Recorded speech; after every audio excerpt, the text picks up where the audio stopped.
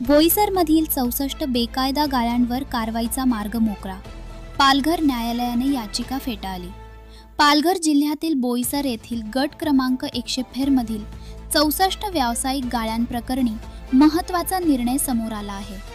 या गाळ्यांबाबत बांधकामधारकांनी दाखल केलेली याचिका पालघर न्यायालयाने फेटाळून लावल्याने महसूल विभागाच्या कारवाईचा मार्ग आता मोकळा झाला आहे. बोईसर रेल्वे स्थानक परिसरातील सुमारे 21 गुंठे जागेवर उभारण्यात आलेल्या 988.54 चौरस मीटर क्षेत्रफळाच्या व्यावसायिक गाळ्यांवर महसूल विभागाने यापूर्वी कारवाई केली होती.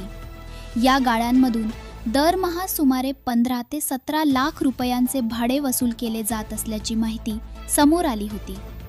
या प्रकरणी पालघरचे तहसीलदार रमेश शेंडगे यांनी 3 फेब्रुवारी 2026 रोजी संबंधित बांधकामे हटवण्याचे आदेश दिले होते.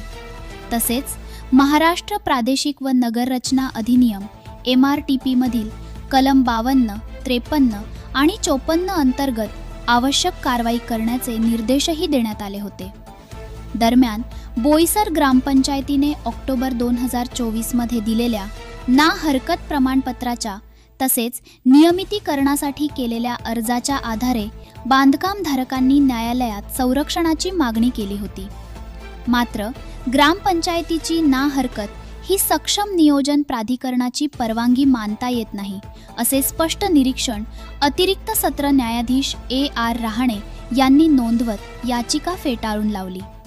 त्यामुळे संबंधित 64 बेकायदा गाळ्यांवर महसूल विभागाकडून पुढील कारवाई होण्याचा मार्ग आता पूर्णपणे मोकळा झाला आहे.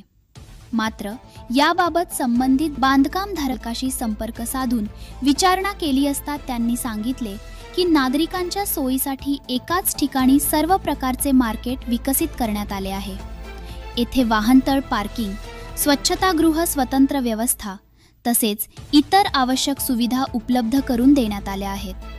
तसेच लघु उद्योजकांना व्यवसायासाठी दुकाने उपलब्ध करून देण्यात आली आहेत. सणासुदीच्या काळात नागरिकांना विविध वस्तू एकाच ठिकाणी सहज उपलब्ध व्हाव्यात आणि लघु उद्योजकांनाही व्यवसायाची संधी मिळावी, हा या उपक्रमामागील मुख्य उद्देश असल्याचे त्यांनी स्पष्ट केले. ब्युरो रिपोर्ट, निर्भीड समाचार, बोईसर.